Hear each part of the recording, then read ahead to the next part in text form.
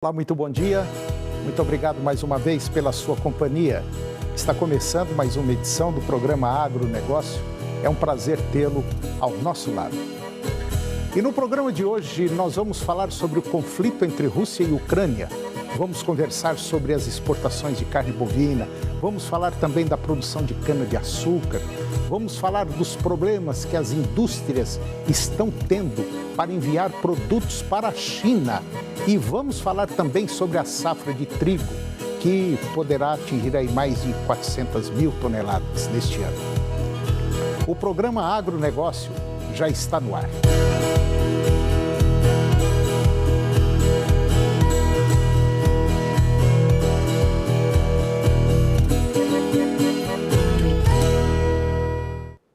Eu começo o programa de hoje falando sobre o conflito entre Rússia e Ucrânia. A invasão russa à Ucrânia já dura mais de 65 dias e sem sinal de um fim próximo. Segundo órgãos das Nações Unidas, neste período, o conflito deixou pelo menos 2.600 pessoas civis mortos e mais de 3.000 pessoas feridas. Números que a ONU admite serem muito maiores devido à dificuldade da apuração. Além disso, mais de 5 milhões de ucranianos já deixaram o país. A crise humanitária no leste europeu ainda gera reflexos negativos para a economia. Segundo o professor de economia da Universidade Federal de São Paulo, a USP, o Celso Grise, ele disse que a inflação é um desses problemas. O grande prejuízo é a alta dos preços internacionais em função das altas das commodities agrícolas, metálicas e energéticas. Tudo isso pressiona os preços que acabam impactando na nossa economia, aqui no Brasil. Para o agro, temos uma elevação de custo ainda maior. Por isso, temos que estar alerta na administração dos custos para converter as margens e conseguir os preços mais altos no mercado externo. E agora você vai ver como andam as exportações de carne bovina.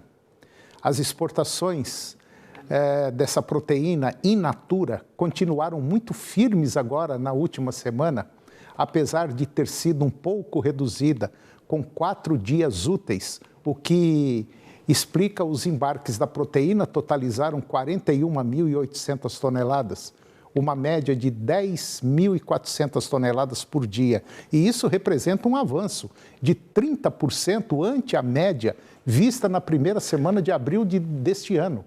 Até o momento, o volume embarcado no mês corrente é de 89 mil toneladas. E com esse resultado, podemos cravar que teremos aí um recorde mensal rompido com a estimativa de 140 mil toneladas exportadas em abril de 2022.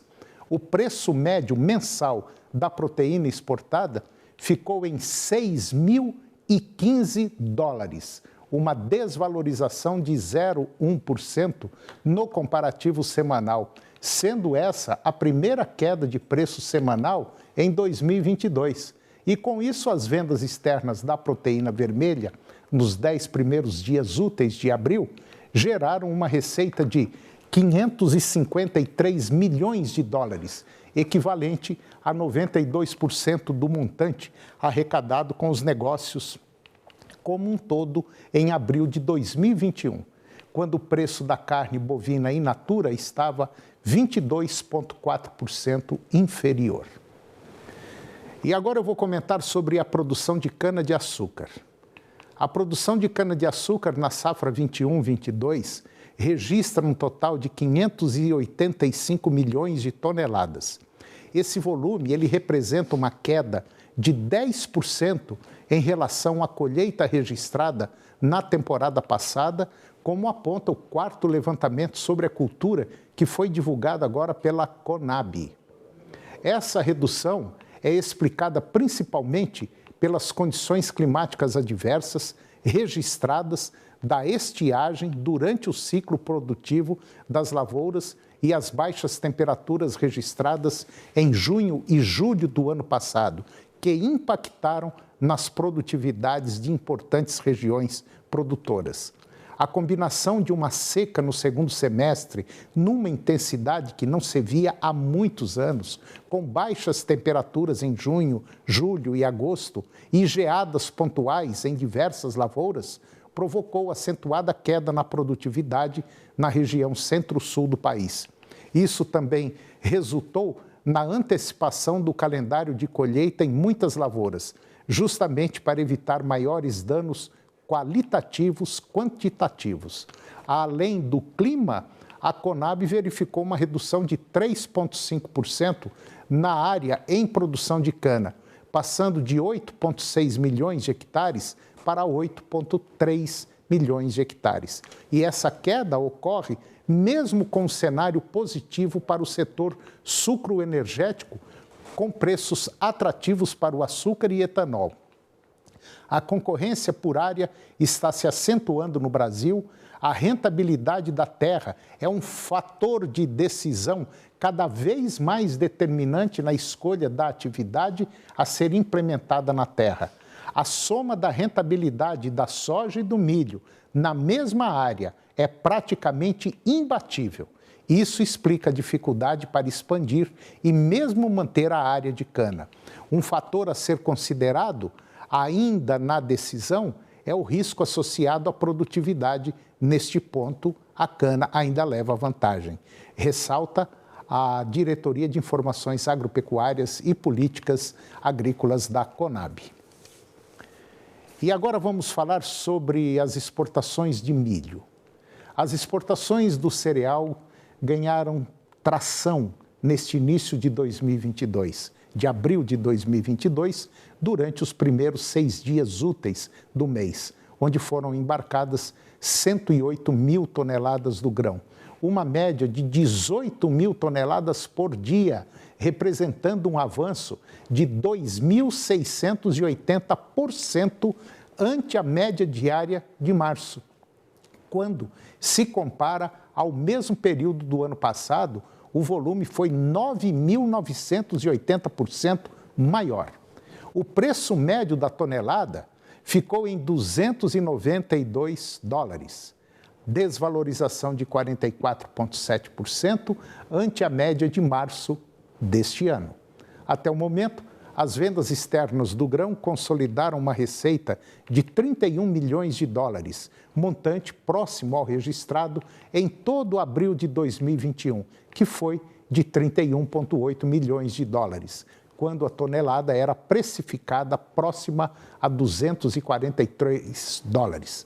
Já as importações de milho da última semana ficaram em 66 mil toneladas, ao preço médio mensal pago pela tonelada do cereal no período, e que ficou em 268 dólares, uma valorização de 1,5% ante a média de março de 2022.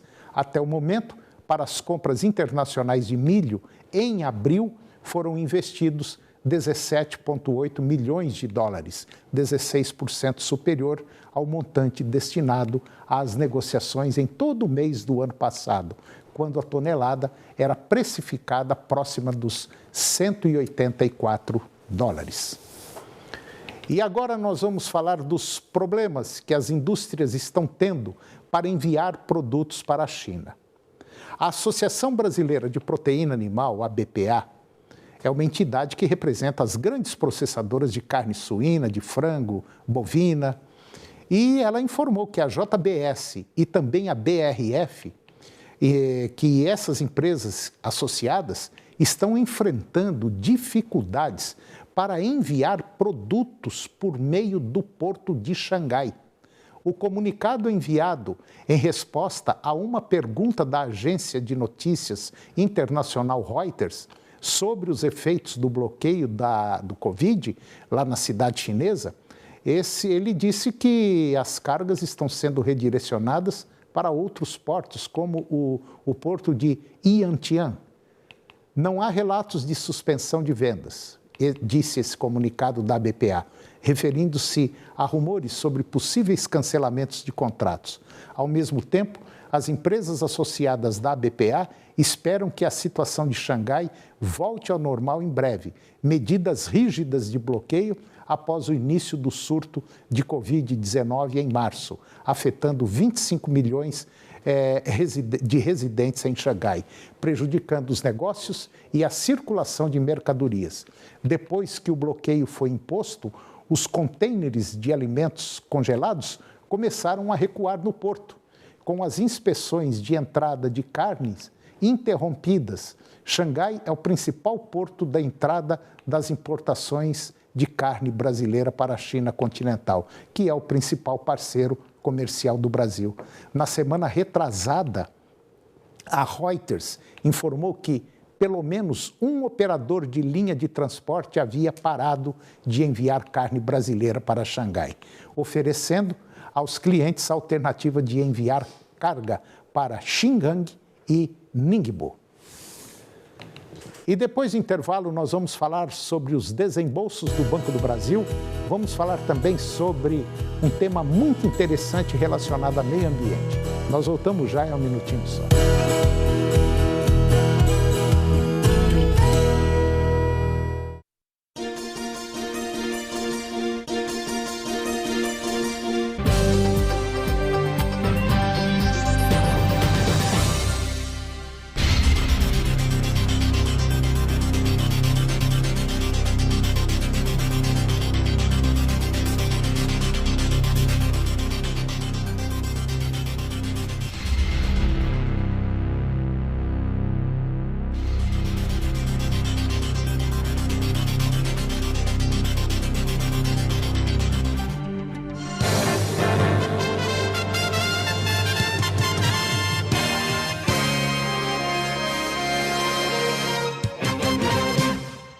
Temos 100 anos e muito para comemorar.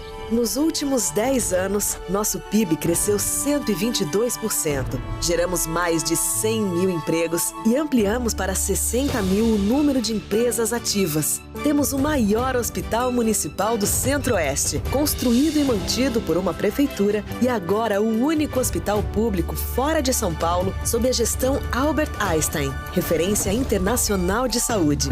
Já instalamos mais de 700 quilômetros de fibra ótica e inauguramos o Centro de Inteligência Tecnológica. E aqui, a qualidade de vida só melhora com mais de 120 praças, pavimentação asfáltica contínua e 9 eixos estruturantes planejados, 5 já entregues e 4 em construção. É só andar pela cidade para você ver. A Aparecida está de parabéns. Aparecida 100 anos, melhorando o presente e construindo o futuro de quem vive aqui.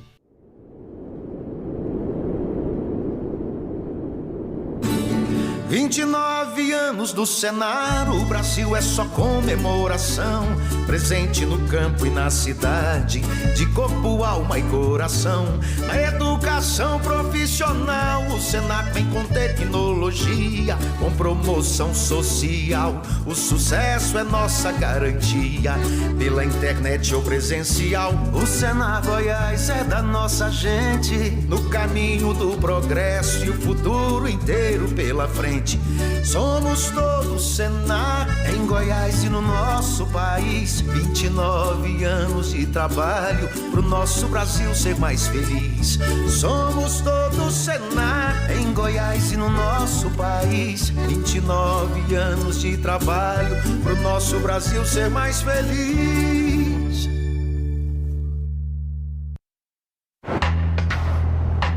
Você aí que completa 18 anos neste ano, o dever te chama. Você tem que fazer o seu alistamento militar.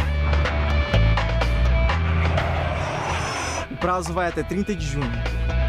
E o melhor jeito de você se alistar está em suas mãos, o seu celular. Baixe o aplicativo do Exército Brasileiro ou acesse o site alistamento.eb.mil.br. Aliste-se, o dever te chama. De segunda a sexta, 15 para as 4 da tarde, fofocalizando. Agronegócio. Oferecimento Sicredi, onde o seu agronegócio rende um mundo melhor. Senar Goiás, a maior escola da terra.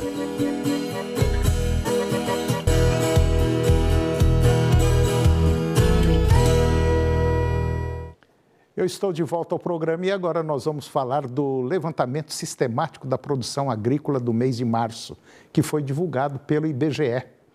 E apontam que os produtores brasileiros deverão colher por volta de 71 milhões e 800 mil hectares da safra agrícola agora de 2022, uma elevação de 4,7% em relação à área colhida no ano passado. Esse resultado significa 3,2 milhões de hectares a mais. O arroz, o milho, a soja são os 3 principais produtos da safra que, somados, representam 92% da estimativa de produção e 87% da área a ser colhida. Em comparação com 2021, houve um acréscimo de 8,3% na área colhida de milho, alta de quase 7% na primeira safra do grão e de 8,8% na segunda safra, de 11% na área do algodão herbáceo e de 3,8% na área de soja. E agora eu vou comentar sobre a produção de etanol de milho e também do subproduto ou coproduto, que é o DDG e o WDG. Na safra 21-22, a produção de etanol a partir do milho foi de 3,4 bilhões de litros, um aumento de 34% frente à safra anterior. A projeção é de que até 2030 sejam produzidos 9 milhões e 600 mil litros, um incremento de bilhões de litros, hein? Não é milhões, não. Um incremento de 188%. A produção de DDG, que é um coproduto do milho, quando se faz o etanol, deverá ser de 2,2 milhões de toneladas na safra 21-22, um aumento de 60% frente à produção de 1 milhão e 300 mil toneladas no ano passado. Estima-se em uma produção de grãos secos de destilaria que alcance aí por volta de 6 milhões de toneladas até o ano de 2029. E segundo o levantamento da Scott Consultoria, o preço médio do DDG subiu 2,2% frente a fevereiro e ficou cotado em R$ 1.750 por tonelada sem o frete. E considerando os preços convertidos para 32% de proteína bruta, que é o PB. Já para o WDG, que é o mesmo DDG, só que é úmido, a cotação média subiu 2% na comparação feita mês a mês e a referência está em R$ 604 por tonelada, também sem o frete. E agora, considerando os preços convertidos para 32% de proteína bruta. E tomando como referência o estado do Mato Grosso, o preço médio do farelo de soja subiu 0,5% em março, frente a fevereiro. A cotação média está em R$ 2.651 por tonelada sem o frete. De maneira geral, a boa demanda pelo insumo em função da entre-safra de capim, somado ao primeiro giro dos confinamentos de bovinos, é o principal fator de sustentação dos preços, apesar do cenário mais fraco para soja e milho no fim de março. Os preços vigentes do DDG e do WDG são referência para contratos com entrega no primeiro semestre de 2022. E agora eu vou conversar com Guido Juliano Martins de Araújo. O Guido, ele é o diretor do Instituto Saga das Águas. E nós vamos falar sobre um tema muito interessante, um tema muito atual. Guido Juliano, mais uma vez, muito bom dia, muito obrigado pela sua presença aqui, para a gente sempre tratar de assuntos assim muito relevantes, né? Tudo bem, Guido? Tudo bem, ótimo. Então tá bom. Ô Guido, essa informação que eu dei agora, referente à cana-de-açúcar, produção de etanol e também falando do milho, quando a gente produz o etanol de milho, parece que a cana está assim com os dias relativamente contados, não está não? Antônio, eu vejo assim que nós estamos num processo de transição, mas a cana ainda é necessária. Sim. E uma quantidade imensa, uma área imensa de cana plantada e nós temos aí a produção do açúcar. E quando se produz o açúcar através do milho, é o açúcar invertido, que é muito usado na indústria, mas nós não estamos acostumados a comprar esse açúcar para o uso do dia a dia. É o açúcar da cana. E além do mais, Antônio, a cana-de-açúcar é uma das culturas que mais sequestram carbono. Para nós termos uma ideia, o Brasil hoje retém em cada safra de cana em torno de 290 milhões de toneladas de carbono.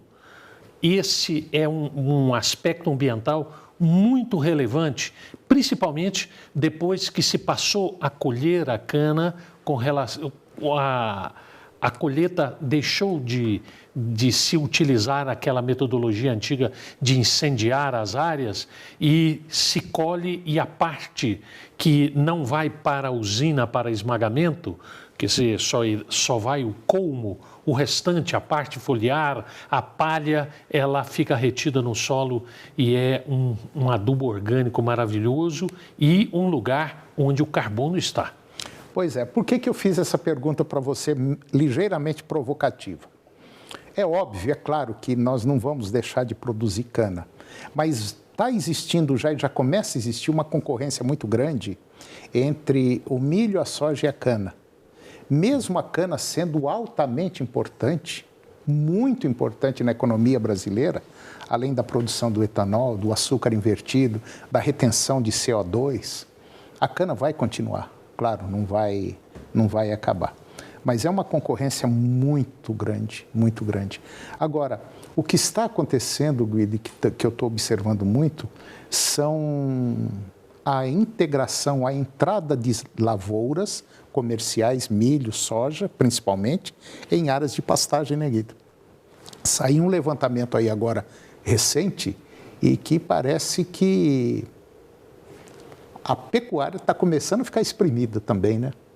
Se nós não utilizarmos essa integração lavoura-pecuária, em que você, numa mesma área, a própria Embrapa nos mostra que você consegue produzir 4 safras em cada período. E a Embrapa diz, as 4 safras são as seguintes: você planta soja primeiro, depois você entra com milho safrinha, com semente de capim no pé do milho. Depois da colheita do milho, você entra com o boi para engordar, já é a 3ª safra. E a 4ª safra é a garantia de até 10 sacas de soja por hectare na safra seguinte. Se nós não implementarmos a integração lavoura-pecuária, evidentemente o gado bovino será empurrado para as regiões de fronteira agrícola, e aí nos preocupa bastante por conta da Amazônia. Ô Guido, eu acho que a gente está passando momentos complicados no planeta, uma insegurança, uma incerteza muito grande que a gente não sabe o que vem pela frente ainda. Ameaças e mais ameaças, agora nós estamos vendo esse problema aí com a Ucrânia, com a Rússia. Nós estamos vendo a volta do Covid lá na China, que parece que está começando a parar o país, a coisa lá não está legal. E muita coisa também boa está acontecendo, né, Guido? Diante dessas catástrofes todas, parece que a turma resolveu tirar o traseiro da cadeira e começar a se reinventar, né, Guido? Eu vejo assim, com muito otimismo, hoje está em xeque no mundo as autocracias, né? Exemplo, o presidente da Rússia é um autocrata. E esses autocratas ao redor do mundo, eles estão hoje na berlinda, porque o que deverá prevalecer no mundo é uma democracia e não a decisão de um único indivíduo, como está acontecendo na Rússia, que leva a uma insegurança planetária.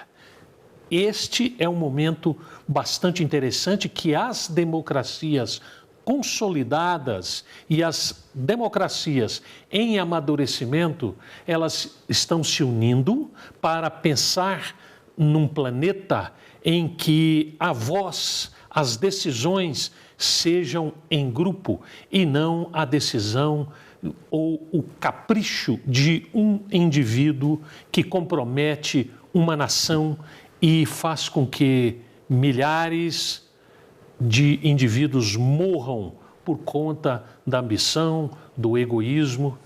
Isso é um momento de muita reflexão. Eu acho que essa invasão da Ucrânia, tem horas que a gente começa a pensar aí, eu acho que ele está tentando mostrar o poderio que ele tem, a força perante o mundo. Né? Ele está tentando mostrar, olha, se vocês entrarem, eu tenho uma arma aqui que é única no mundo, ninguém tem, de destruição em massa. Ele falou isso agora recentemente. Então todo mundo fica naquela, é igual o jogador de baralho, né? Será que ele tem a carta na manga? Será que não tem? Será que eu truco ou não truco? Como é que vai ficar essa situação?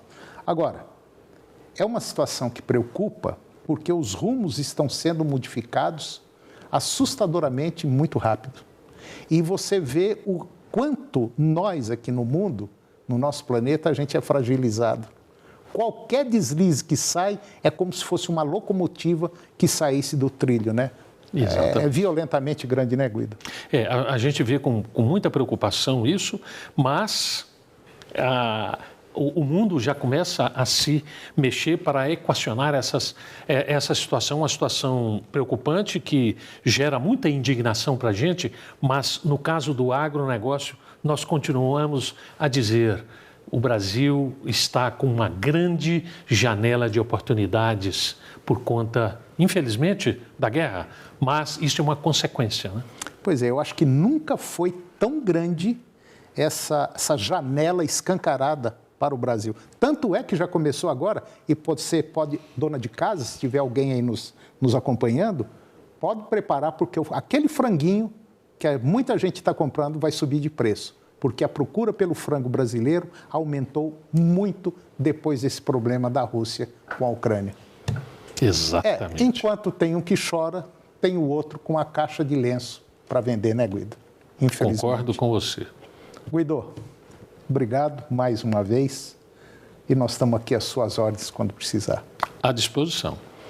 E o programa de hoje chegou ao fim, e eu termino com a seguinte frase: as pessoas que não conseguem mudar as suas mentes não conseguem mudar nada. Muito obrigado pela sua companhia, que Deus nos abençoe e até o próximo programa.